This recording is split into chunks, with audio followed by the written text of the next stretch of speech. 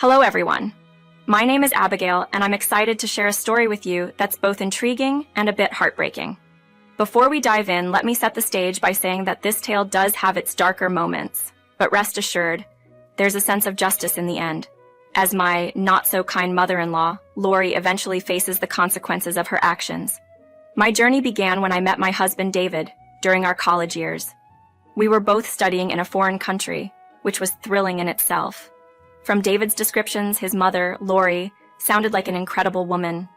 Having raised David on her own after the tragic loss of his dad in a car accident when David was just a teen, I couldn't help but admire her strength and resilience. This accident wasn't just any incident. It was a profound tragedy that marked David deeply, both physically and emotionally.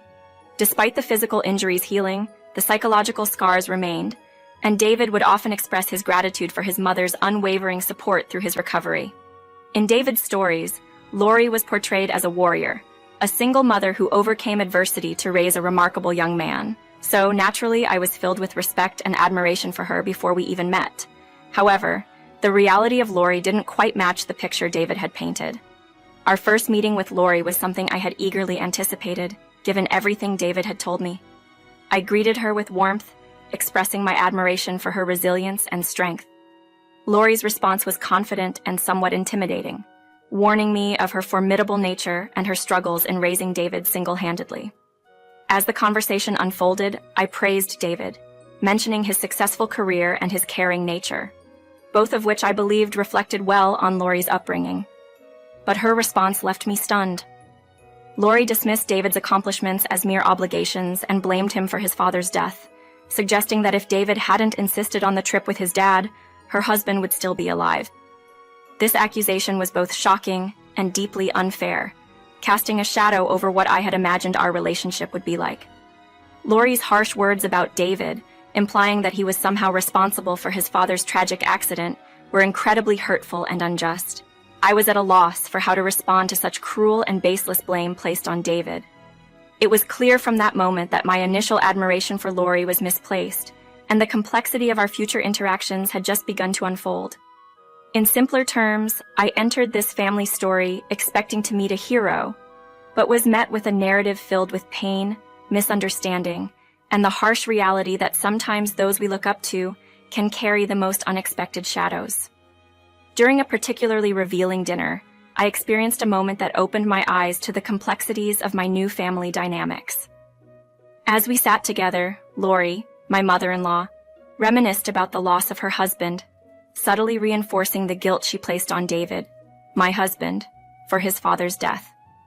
David, with a heavy heart, accepted the blame, apologizing for insisting on the trip that led to the tragedy. Lori then turned to me, warning me about David's priorities, making it clear that he would always put her first due to his sense of duty and responsibility towards her. This interaction was a shock to me, watching David accept blame and Lori emphasizing her importance in his life over dinner. Over the next 4 days, staying with Lori provided me with deeper insights into their relationship.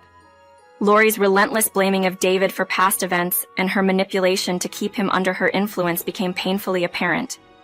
It seemed she had engineered her life to ensure David's support by continuously making him feel indebted to her. Witnessing this dynamic, I felt an overwhelming sympathy for David, who seemed trapped by guilt and obligation. One evening, I attempted to discuss this unhealthy pattern with David, hoping to offer him a different perspective. I urged him to see that his mother's accusations were manipulative and unfair, aiming to control him by exploiting his guilt over his father's accident. David, however, resigned to his sense of duty, insisted that he bore responsibility for his father's death, and that caring for his mother was a promise he couldn't break. Despite recognizing the manipulation, David felt compelled by a promise to his late father to support Lori, no matter the cost to himself. Despite my efforts to help David see the manipulation for what it was, he remained steadfast in his loyalty to Lori, convinced that he owed her everything for the loss of his father. Lori, fully aware of my attempts to change David's perspective, cleverly worked to sow discord between David and me, ensuring her control remained unchallenged. This entire ordeal left me grappling with complex emotions. My initial respect for Lori crumbled as I came to realize the extent of her manipulation and control over David.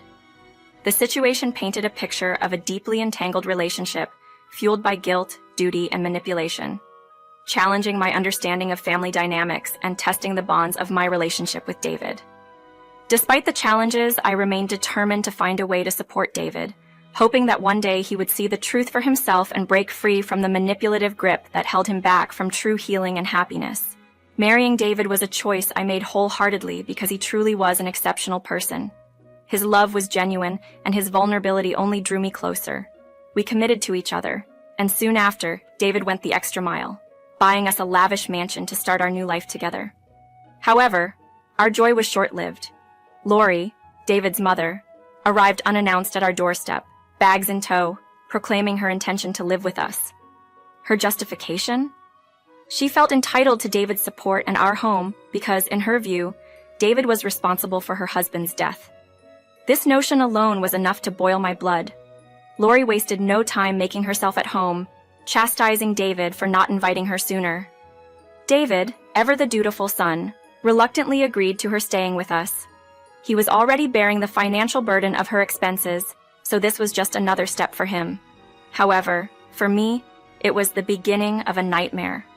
Lori's presence became toxic as she started to poison David's mind against me, falsely accusing me of being a gold digger, even though I contributed to our household and maintained my job. After a year filled with arguments and unbearable tension, I reached my breaking point and left. I found refuge in a friend's vacant apartment and presented David with an ultimatum. I made it clear to David that living with his mother was untenable. Her behavior was not just overbearing but abusive, and she was actively trying to drive a wedge between us. I couldn't stand another moment in that toxic environment, especially when David seemed unable to confront his mother or protect our relationship from her manipulations. David's response was one of helplessness. He felt trapped by a sense of obligation towards his mother, blaming himself for her loneliness. Despite his desire to support me, he was at a loss on how to challenge his mother's behavior. It was at this moment of desperation that I suggested a divorce might be our only solution. The thought of ending our marriage was heartbreaking, but living in the shadow of Lori's manipulation was unbearable. I needed David to realize the severity of the situation and make a definitive choice. Either we would stand together as a couple and set healthy boundaries, or I would have to walk away for good. The turmoil had taken its toll, and I was prepared to do whatever was necessary to escape the constant strife Lori brought into our lives. The prospect of staying with someone unable to defend me was disheartening. Yet when I voiced my intentions to leave, David's reaction was one of sheer panic. He pleaded with me, explaining that he couldn't bear to evict his mother due to a promise made to his late father. Despite his constraints, David proposed an alternative. He would secure a new home for us, even if it meant selling his possessions. I was skeptical. As much as I desired to escape his mother's influence, I couldn't justify putting us in a precarious financial situation. David, determined, offered a compromise. He would cover the down payment on a new home and manage the mortgage, ensuring I wouldn't have to suffer his mother's toxicity. He assured me that this would minimize the drama and promised a gradual distancing from his mother. His earnest plea and the promise of a peaceful life swayed me, and I decided to take a leap of faith, albeit with reservations about Lori's interference. Starting anew wasn't easy. Lori reacted dramatically to David's decision to move, but he managed to calm her by ensuring she could stay in her beloved home and by promising a monthly allowance. Meanwhile, I stayed apart, watching David's efforts to fulfill his promise. Only when he had secured our new home and began mortgage payments did I believe in his commitment. However, the peace was short-lived. Lori, unable to let go, confronted us at our new home, accusing me of returning to David's life only to further my interests and labeling me a gold digger. Her accusations were harsh and unwarranted. This time, David stood firm, defending our marriage and asserting that the decision to buy a new home was his alone. For the first time, he confronted his mother, warning her not to jeopardize his support with her unfounded accusations and manipulative behavior. Lori's face went pale as David asserted his stance, marking a turning point in our relationship and setting the foundation for a new chapter, one where David and I hoped to build a life together, free from undue influence and manipulation.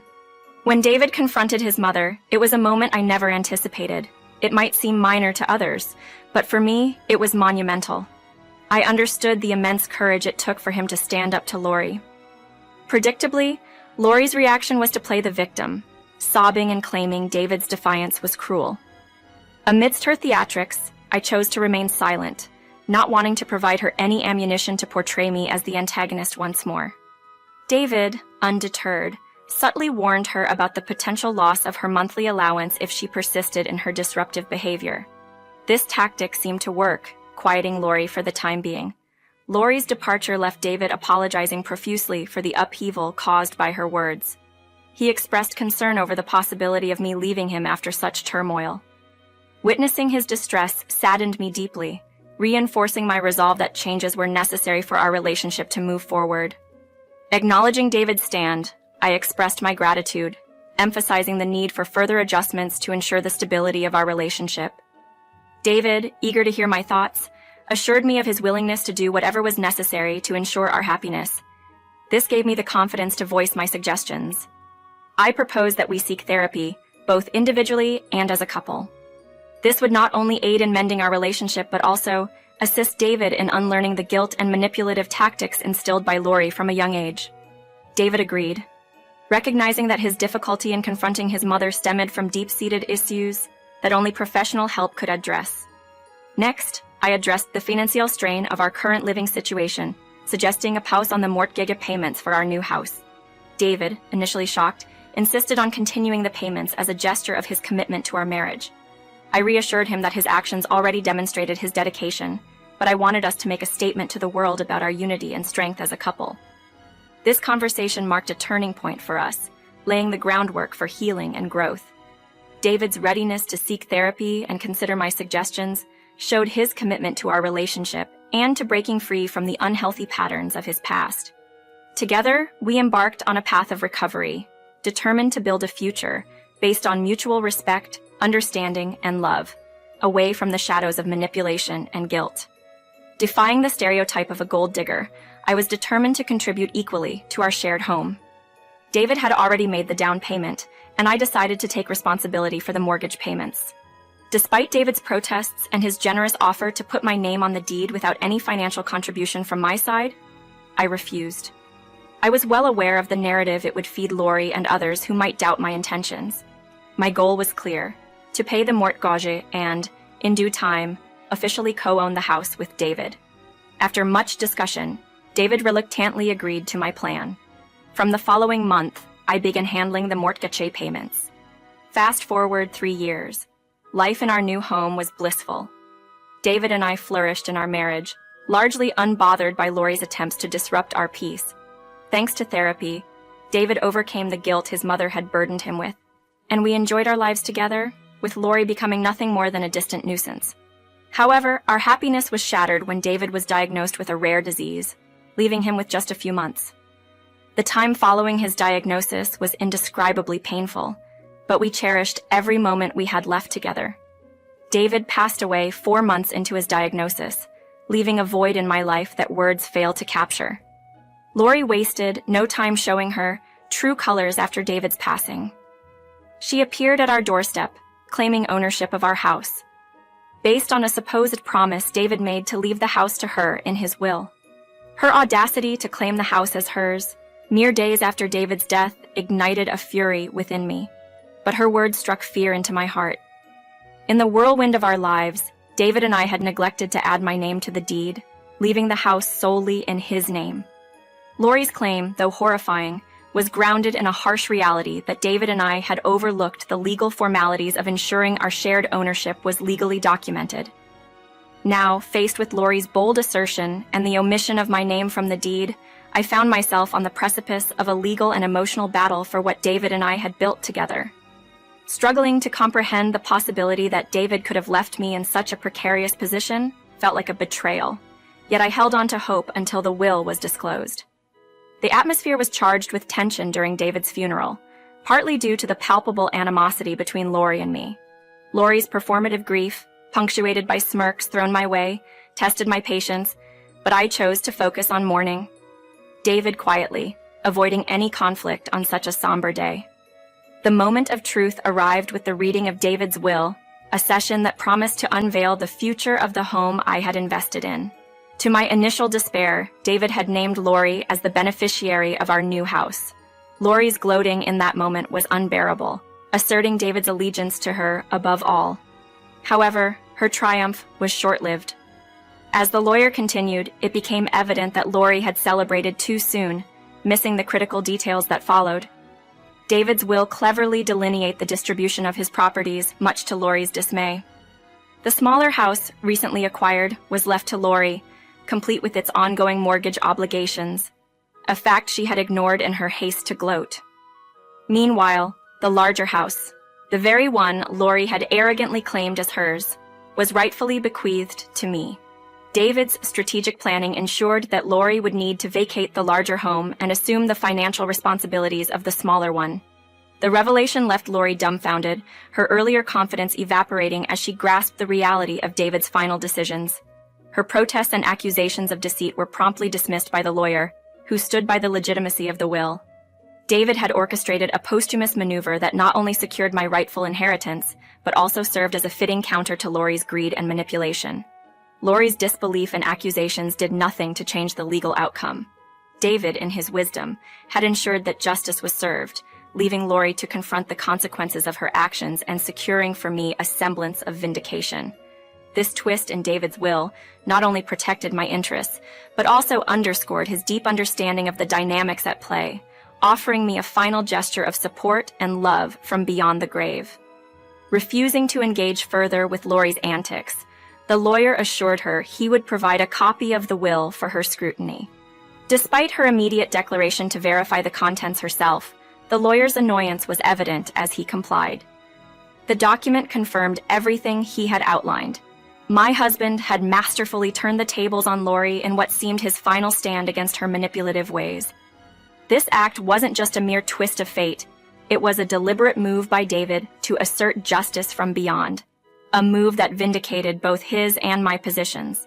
Lori's reaction to the reading was nothing short of theatrical. Her denial turned into hysteria, accusing everyone in the room of conspiring against her. The lawyer maintained his composure, reaffirming the legitimacy and solidity of the will, meticulously crafted by David a month before his passing. Lori's threats to contest the will and sue me were met with a reminder from the lawyer about the will's ironclad nature, effectively silencing her with the realization that any legal battle would be fought on her dime. The mention of the discontinuation of her allowance struck a chord of panic in Lori. Accustomed to David's financial support, she had not anticipated the possibility of being left without a safety net. Her entitlement crumbled when the lawyer clarified that without a specific clause for an allowance in the will, she had no claim to any financial support, especially since David's assets were now rightfully mine. Lori's meltdown escalated as she confronted the reality of her situation, her dramatic display failing to elicit any sympathy from me. As she lay on the floor, consumed by her despair, I exited the meeting with a sense of closure, leaving Lori to grapple with the consequences of her actions. In the weeks that followed, Lori's desperation to overturn David's will led her on a futile quest for legal assistance, draining her finances in the process. Meanwhile, I took legal steps to reclaim my property, serving her with an eviction notice. Faced with the loss of her home and financial support, Lori resorted to pleading and manipulative tears, attempting to sway my decision. However, the line had been drawn.